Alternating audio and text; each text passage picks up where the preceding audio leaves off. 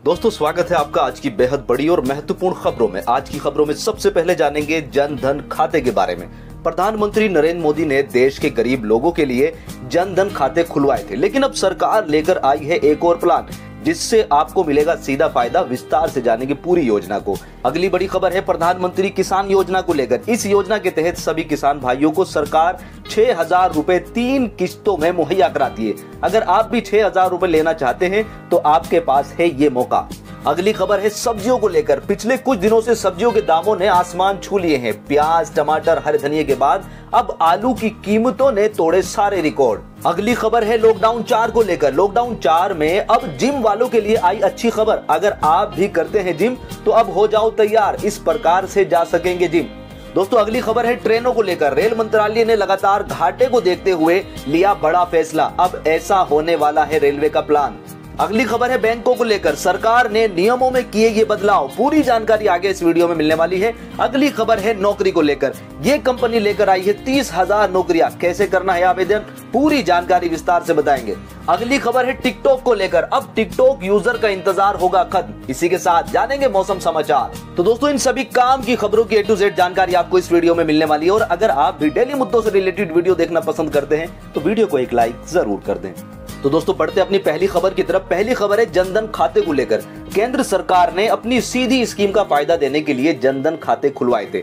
जनधन योजना के तहत प्रधानमंत्री नरेंद्र मोदी ने देश भर में सभी गरीबों के खाते खुलवाने के लिए एक मुहिम चलाई थी, जिसमें आप 1 लाख रुपए तक जमा कर सकते हैं। इस योजना के अंतर्गत देश में अब तक लगभग 40 करोड़ से ज्यादा खाते खुल चुके हैं। लेकिन अगर आप भी इस योजना का लाभ उठाना चाहते हैं तो जीरो बैलेंस पर खाता खुलवा सकते हैं। इसके लिए आपके पास आधार कार्ड, राशन कार्ड और फोटो होना जरूरी है।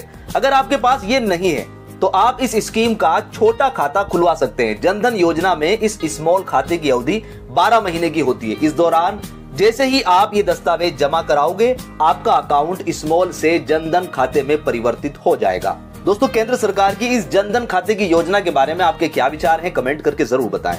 दोस्तों, अगली खबर है प्रधानमंत्री किसान योजना को लेकर। प्रधानमंत्री किसान सम्मान निधि योजना के तहत लाभार्थी किसानों को मिलने वाली राशि में 2,000 की किस्तें दी जाती हैं, जिसमें 6,000 रुपए की राशि दी जा चुकी है। इस स्कीम में अब और किसानों के नाम जोड़े जा रहे हैं, जिससे कि ज्यादा से ज्यादा किसानों को इसका लाभ दिया जा सके। इस स्कीम के तहत अब तक करोड़ों किसानों को मदद पहुंचाई जा चुकी है। इस योजना की अब तक 6 किस्तें जारी हो चुकी हैं। ये योजना मोदी सरकार ने फरवरी 2019 में शुरू की थी, जिसमें अब और लाभार्थियों को जोड़ने की प्रक्रिया चल रही है। अगर आपने भी इस योजना में रजिस्ट्रेशन करा रखा है और आपके पैसे नहीं आ रहा है तो आप सरकार की ऑनलाइन वेबसाइट पर जाकर अपना नाम देख सकते हैं। इसके लिए आपको pmkisan.gov.in पर विजिट करना पड़ेगा और अपना नाम सर्च करना होगा। दोस्तों, अगली खबर सब्जियों को लेकर है। सब्जियों की कीमत लगातार आसमान छू रही है, लेकिन ये कीमत क्यों बढ़ रही है किसी को पता नहीं।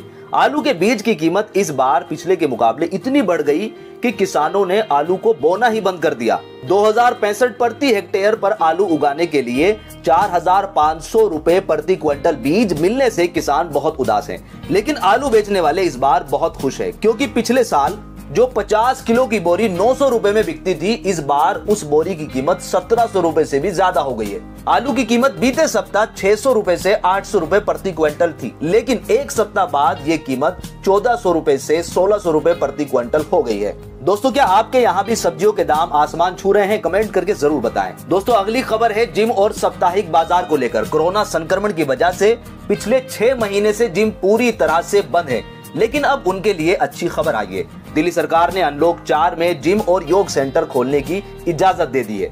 सरकार ने कहा है कि उन्हें केंद्र सरकार की तरफ से जारी स्टैंडर्ड ऑपरेटिंग प्रोसीजर को लागू करना होगा। इसके साथ साथ दिल्ली सरकार ने साप्ताहिक बाजार को भी खोलने की इजाजत दी है।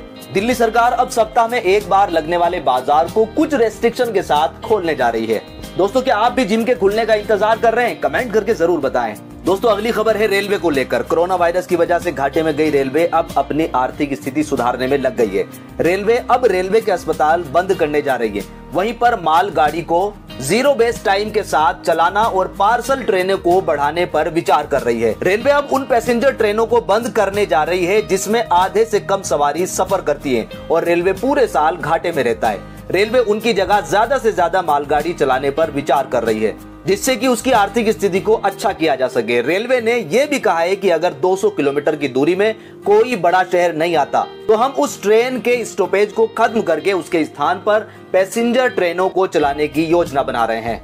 दोस्तों अगली खबर है बैंकों को लेकर। केंद्र सरकार बैंकों को लेकर एक नया नियम ला रही है, जिसके अनुसार अब चेक बाउंस को अपराध की श्रेणी से हटाया जा सकता है। वित्त मंत्रालय के अधीन डिपार्टमेंट ऑफ फाइनेंशियल सर्विसेज ने इस संबंध में सचिवालय को एक पत्र लिखा है। सरकार ने साफ कहा है कि ये छूट अस्थायी तौर पर दी जा रही है क्योंकि कोरोना वायरस की वजह से व्यापार और रोजगार पर इसका बहुत असर पड़ा है। इसी के साथ सरकार ने कर्ज की किस्त का भुगतान नहीं हो पाने सहित 19 कानूनों को इस लिस्ट से हटाने को कहा है। सरकार कुछ और कानून में बदलाव करने की योजना बना रही है, जिसमें बीमा कानून और क्रेडिट इंफॉर्मेशन कंपनी के नियम को शामिल किया गया है। दोस्तों अगली खबर है 30,000 नौकरियों को लेकर। मंदी के इस दौर में एक कंपनी बेरोजगारों के लिए रोजगार लेकर आई है। ई कॉम एक्सप्रेस नाम की यह कंपनी लगभग 30,000 नौकरी लेकर आई है, लेकिन कंपनी ने साफ कहा है कि यह नौकरी अस्थायी होगी।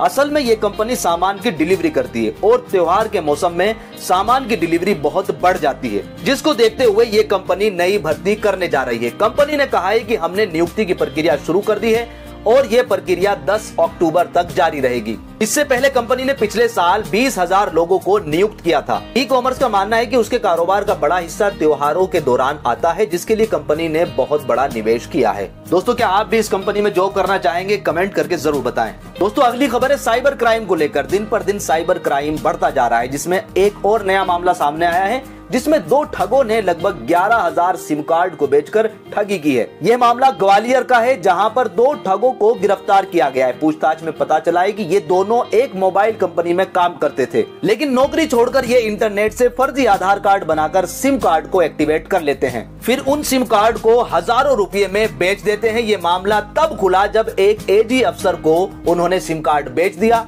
जिस पर ऑफिसर ने एफआईआर दर्ज कराई और ये दोनों पकड़े गए।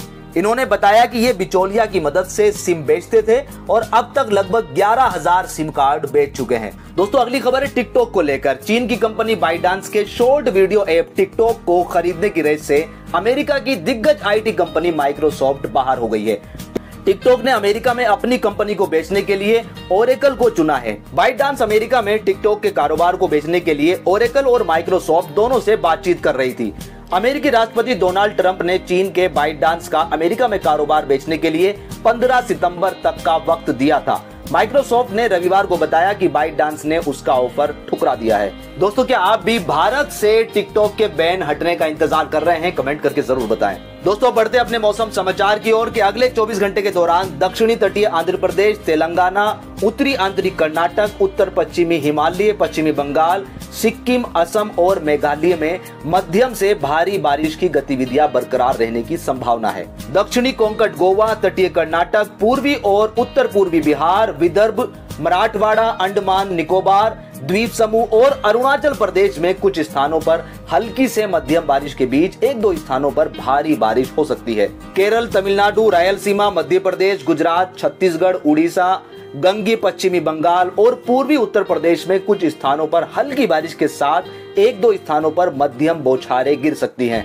उत्तर भारत में उत्तराखंड को छोड़कर शेष सभी राज्यों में बारिश के आसार नहीं है। उत्तराखंड में 1-2 स्थानों पर बारिश हो सकती है। तो दोस्तों ये थे आज के कुछ मुख्य समाचार। उम्मीद करते हैं कि वीडियो आपको पसंद आई होगी। वीडियो पसंद आई है तो वीडियो को लाइक और शेयर जरूर कर दें।